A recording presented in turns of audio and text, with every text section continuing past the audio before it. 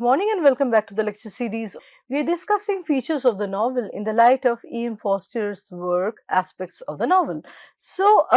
We ended our last lecture with the question of whether at all we can separate history from a novel or history from fictional work as such.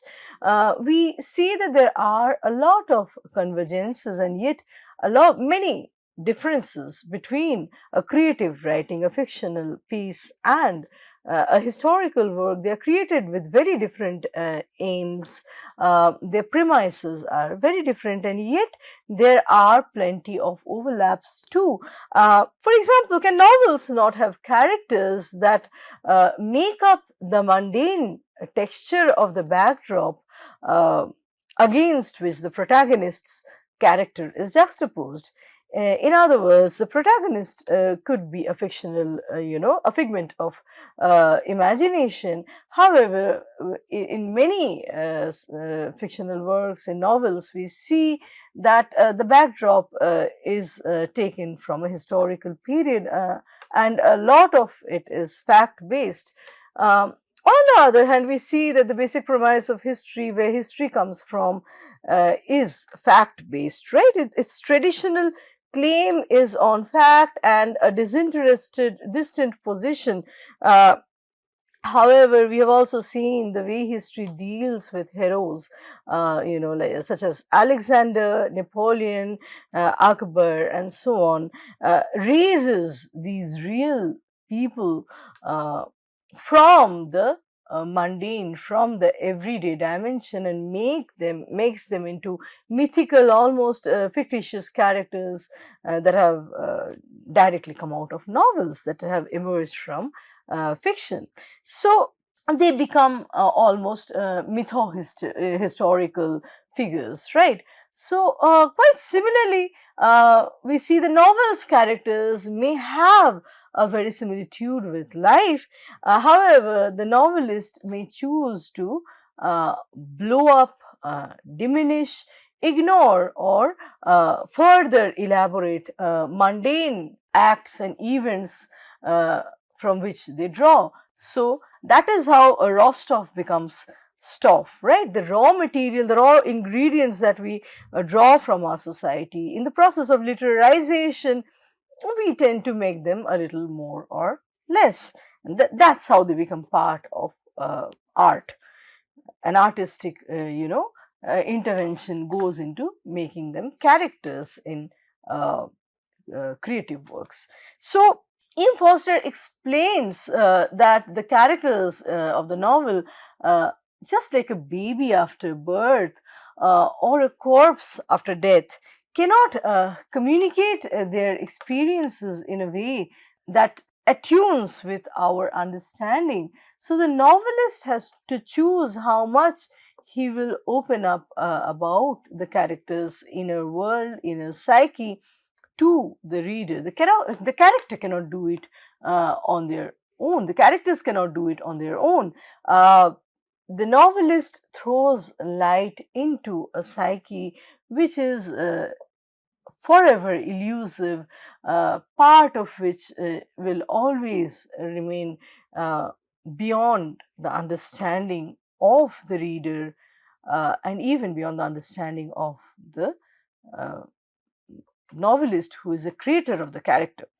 So, the novelist may know and understand the characters through sometimes, or what happens, more commonly is that the narrator, the novelist, the creator of the character, is also pursuing the character's becoming, progressively understandable or progressively comprehended possibilities of the character along with the reader. So, the reader and the writer, in a way, undertake a similar journey, trying to pursue and understand the character, trying to discover different dimensions and aspects of the character. As the novel unfolds before both the author and the reader. The novelist also chooses the time bracket from the character's life between birth and death that he will refer in his narration.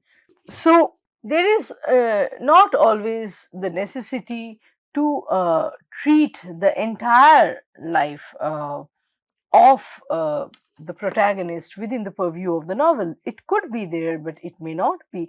In Bildungsroman, usually we see that we are we are following the protagonist right from the time of birth till he grows up, his youth, and then the later experiences, but not in all forms or all different versions, all different avatars of novel. There could be only a part of the protagonist's life that interests the space of the novel, the literary textual space of the novel, which is pivoted to the central problem, which begets the plot. Right. So Ian Foster says that there can be a link between food and sleep with fiction. So fiction has a lot in common with food and sleep, according to Foster. Food is a kind of liaison, a kind of link between the known and the forgotten. Neither does it surprise nor does it bore us, and yet it has an aesthetic side and can taste good or bad. So, food is not monotonous. Every time it's a repeated act of eating, but every time it interests us, uh, or almost every time it interests us, we still judge every time whether a food is good or bad. And yet, it is something we are born with knowledge of. We know eating even before we know anything, and yet, it's almost like an archetype that we are born with. It's part of us, it's part of our innate self. The idea of food is not new even to a baby, uh, and yet it does not, we are not taken aback by it, and it does not bore us, or we don't feel that we have had enough about you know this topic of eating, because as long as we live, this is something, this knowledge will sustain our existence. So food will be there as long as we are alive. So similarly with the question of human self and existence in the novel, uh, we discover new aspects of human self and existence, uh, and yet when we realize that that a character has behaved in a certain way, we also can relate to that character in a similar situation. Perhaps we could have reacted in the same way, we could have responded to a situation in a similar manner. So uh, the way an individual acts in a given situation is very similar to the way an individual acts towards food and sleep. It links us in a way to archetypes, to an already primitive knowledge that we have in us, um, and yet it celebrates individuality, because each experience of eating, each experience of sleeping could be different. Uh, they could have different w- different dreams, different tastes, different smells, different appearances, and so we never get quite bored of them, right? uh, like the individual in sleep, the novel is interested in the individual's world away from civilization or socialization. So the novel wants to know a world that is partly left in oblivion, partly a caricature of this world, and partly a revelation or a discovery.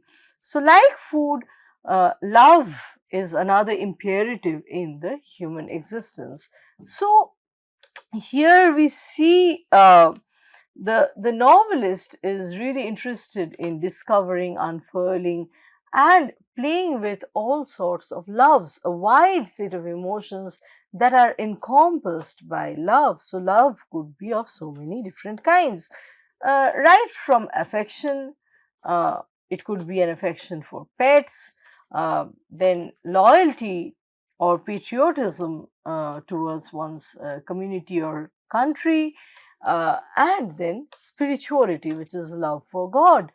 And love is manifested and interwoven in our daily activities. So, our love for something makes us expectant and selfish, as well as altruistic and, self negating, wanting to give.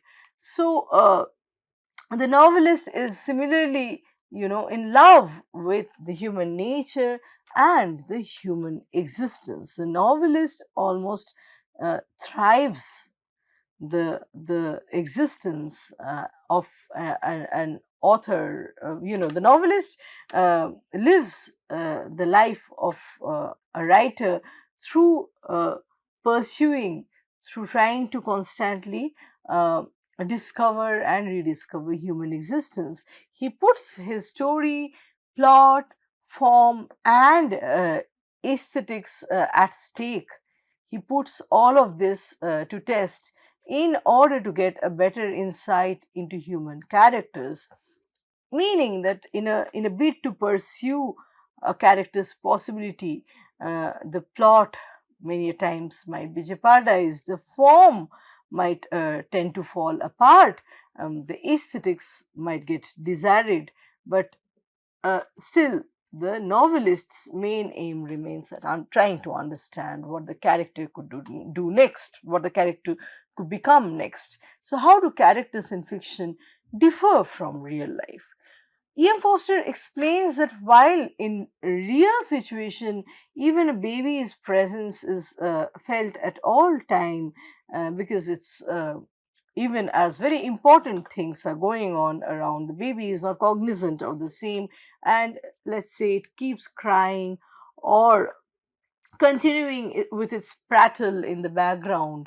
When events of greater importance are happening in a novel, uh, you know, the characters are always presented on the center stage who engage with the problem.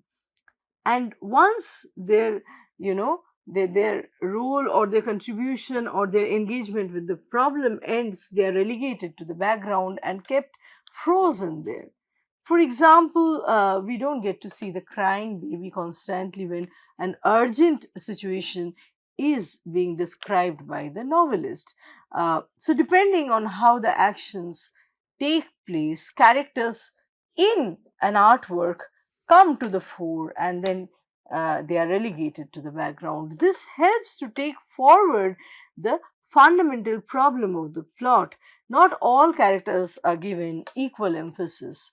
What we are constantly journeying with are not all the characters at all times, across all chapters, in all pages, but what stays with us from end to end in a novel is the problem of the plot, right? And the characters that are relevant at different stages of that problem or development of that problem.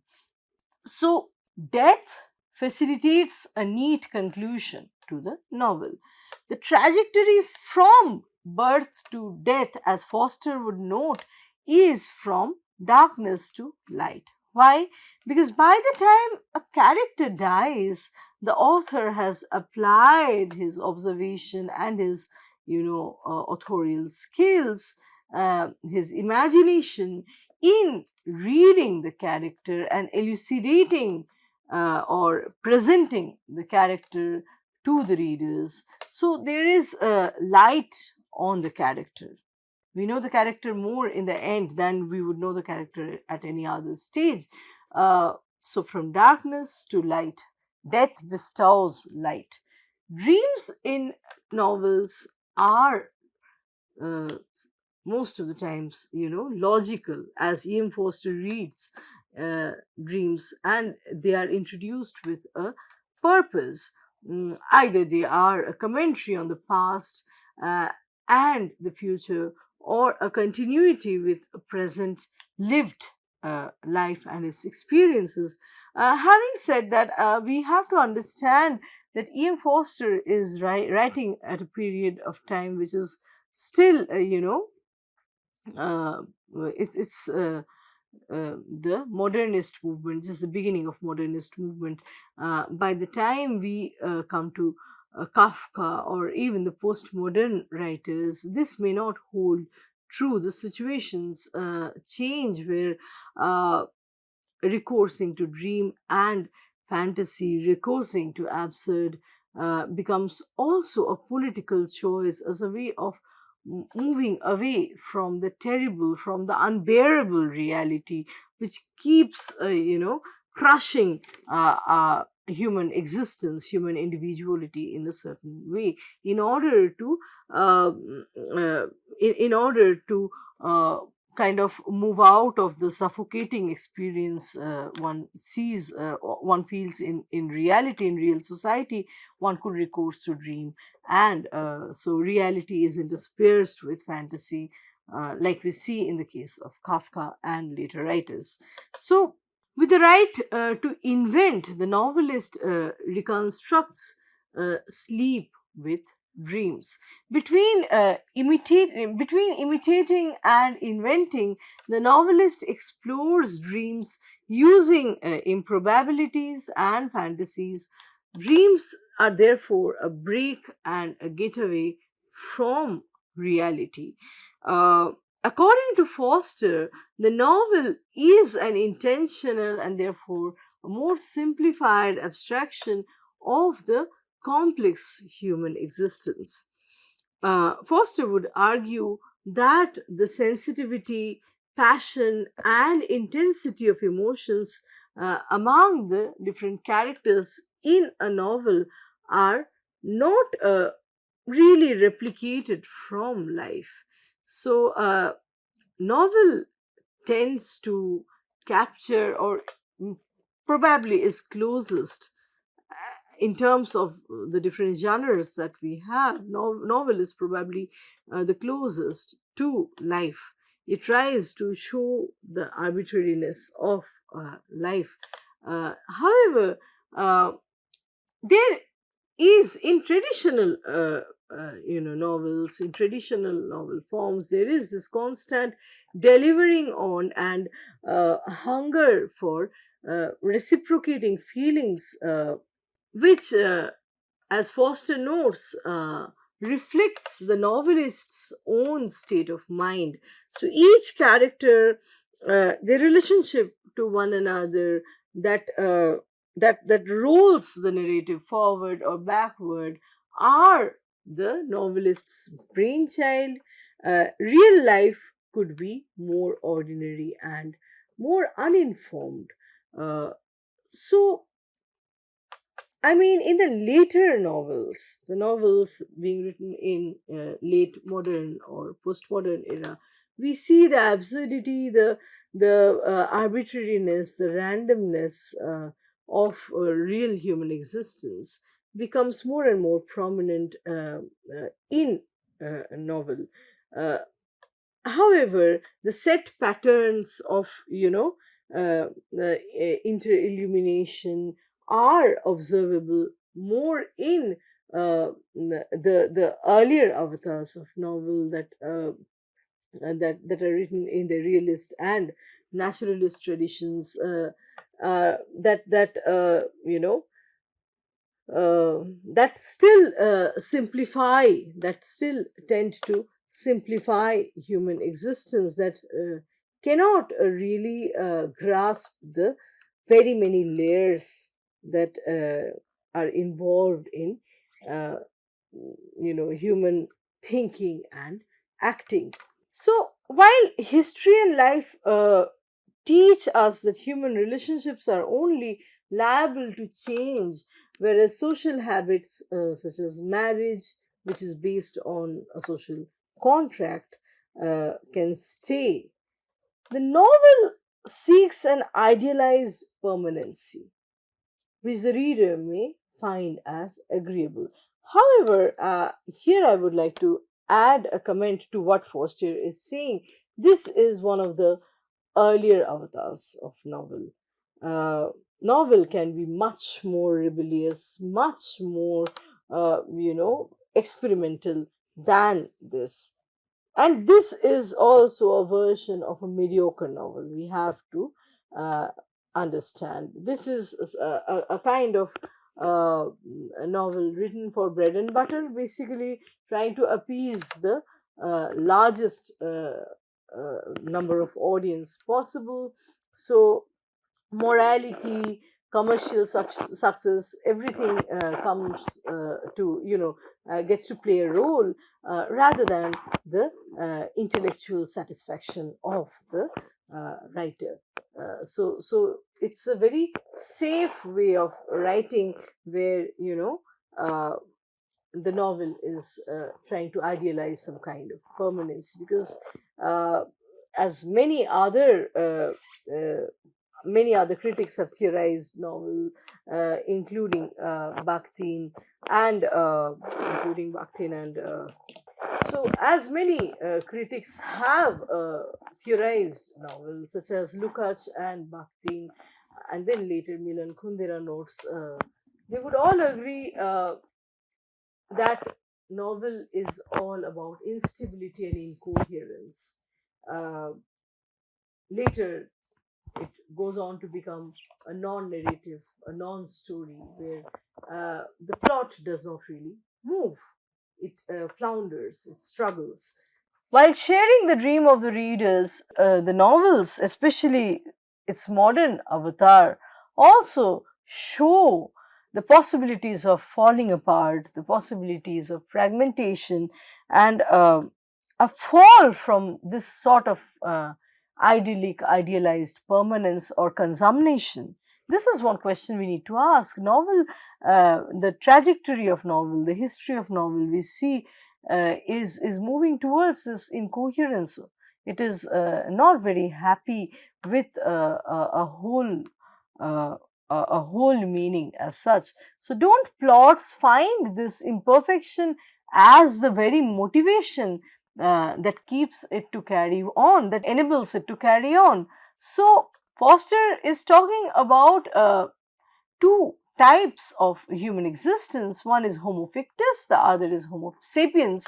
While Homo fictus is constantly hungering for and occupied with human relationships, as the author would precisely want him to, Homo sapiens finds significant time to carry out ordinary acts such as eating and sleeping, focusing and focusing such mundane behavior or activities will not contribute to the most important problem in the novel.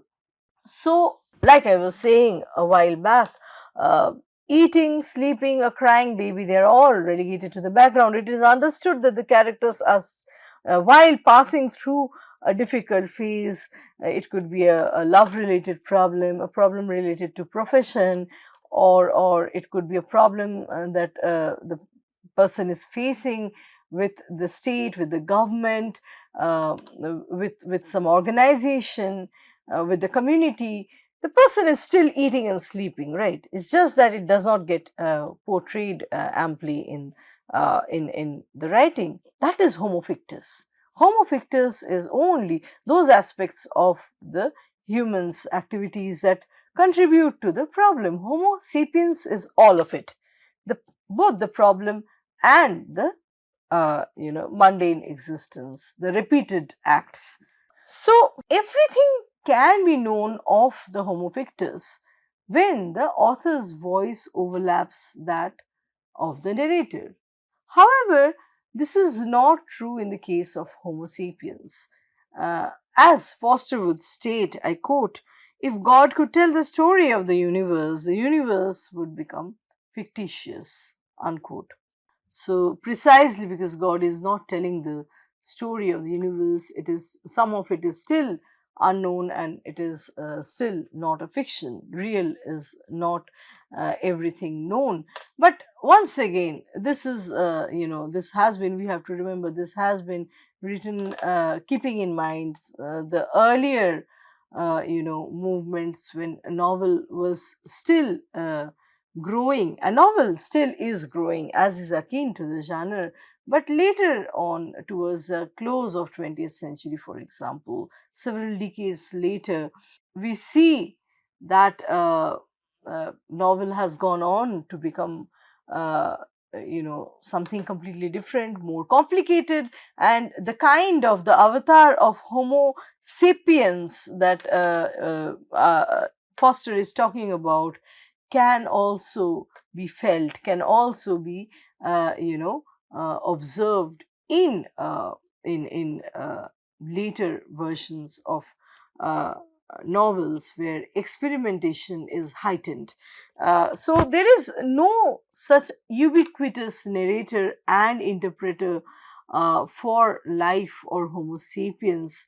Uh, and so we know life only through our limited agency, limited faculty, limited access and experience.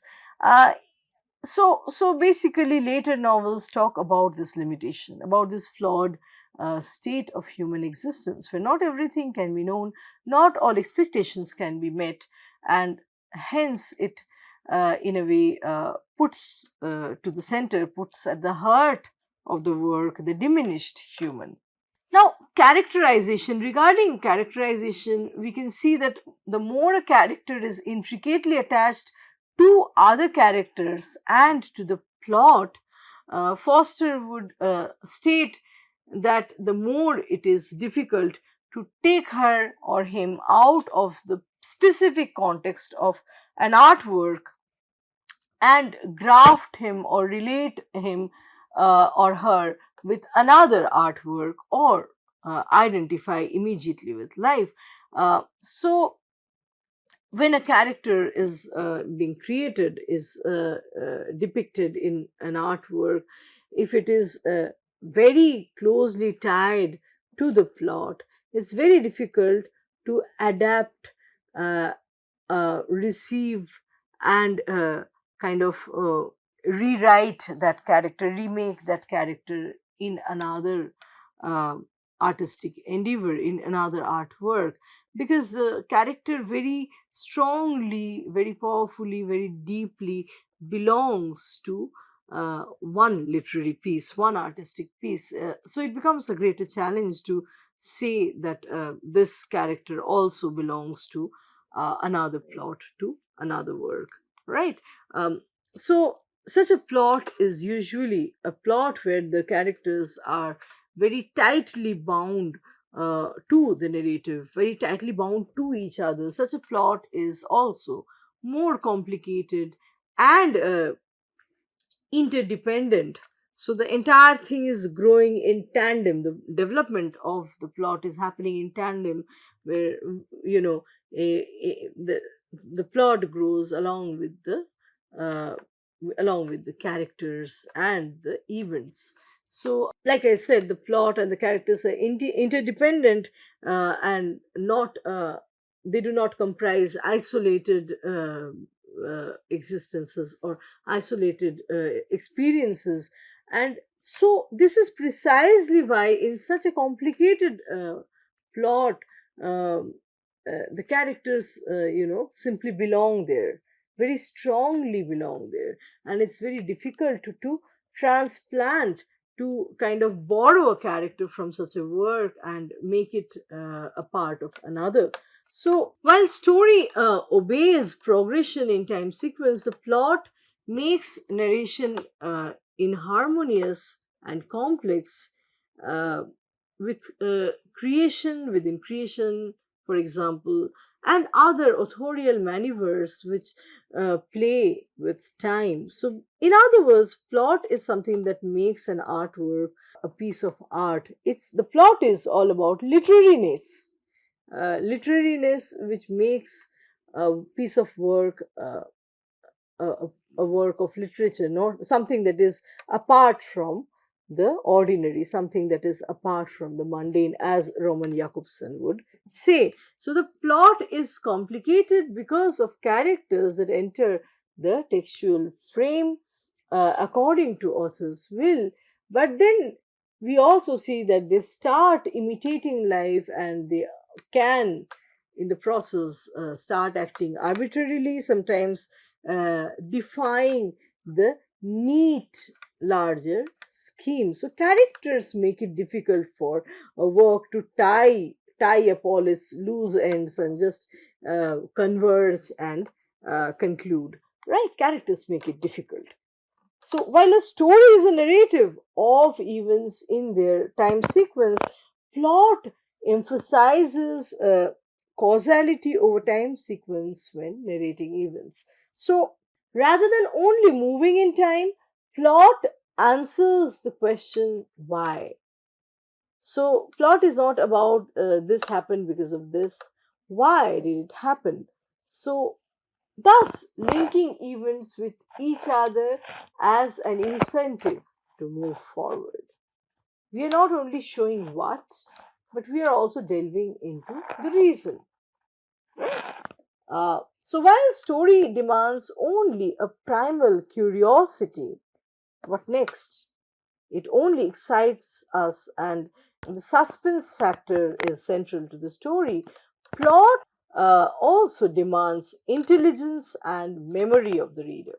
So the other faculties of human mind are also involved through half explained gestures and conversations, incomplete chapters, open ended chapters. The plot remains a part of the reader's mind in a state of suspense, in a suspended state, hence suspending time sequence, while the other part of the reader's mind also has to move on, move ahead in order to attend further events in the narrative.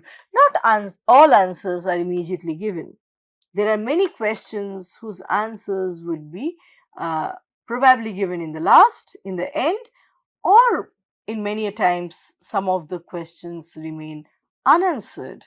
So the creative participation on the part of the reader becomes very important. So the plot maker expects a sophisticated reader to remember all these loose ends that will perhaps be tired afterwards, perhaps not all of them. So memory gets to play a very important role. Memory becomes very important here. For the genre of drama, we see that the playwright's random taking sides with characters and the plot, uh, leads to formation of men, women, and situations that are, vulnerable. So, in a drama, that is to say, the playwright randomly takes sides, very obviously takes sides with or against characters. So a drama is more obvious in enactment than in words. Then Foster goes on to talk about flat or unidimensional characters and rounded characters. Characters that do not have many layers to them and that do not show much development during the you know movement of the narrative, during the progression of the plot. The characters that do not show different dimensions of thinking and being could be seen as flat or unidimensional characters. Now, assigned with a definite quality and a single idea, uh, in the purest form, these unidimensional or flat characters could be called as stock types or even caricatures. So, a flat character does not mutate or develop but remains loyal to the plot. They do as the plot wants them to do.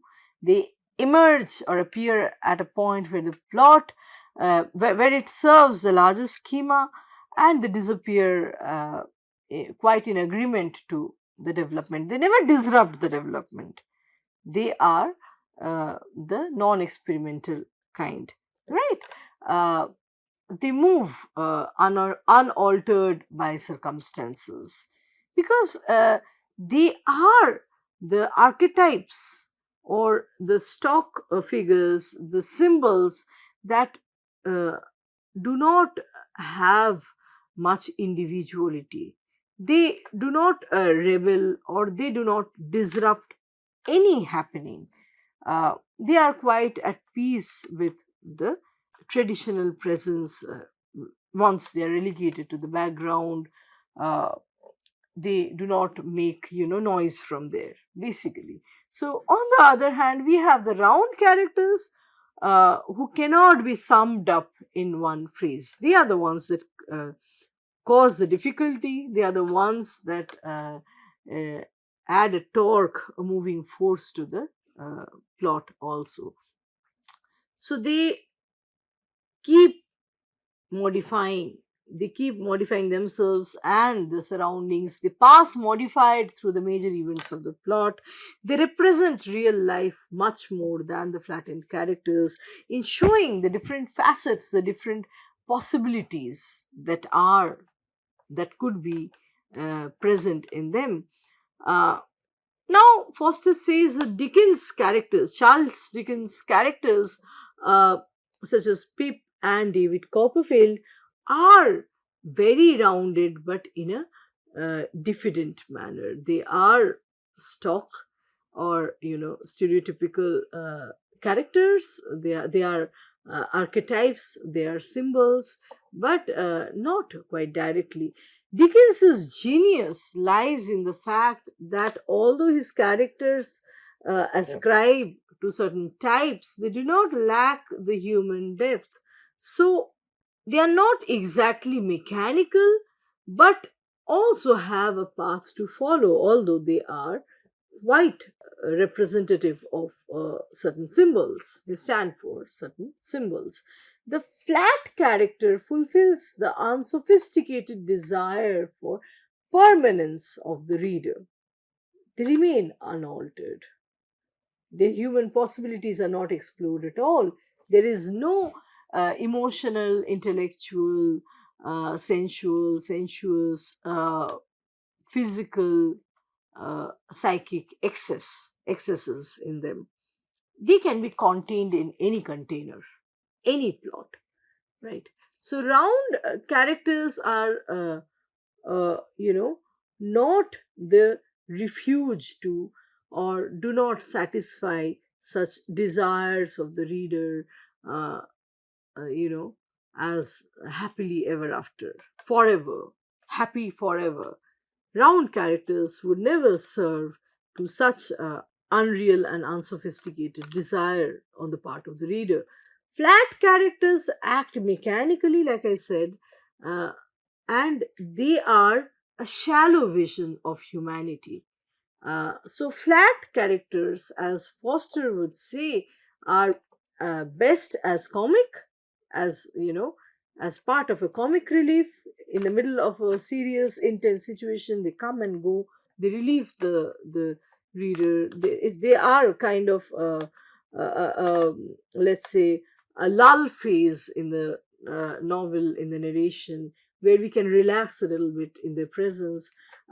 So these are the characters, flat figures or flat characters on whom the author would never invest too much. They come and go, they are like a comic relief.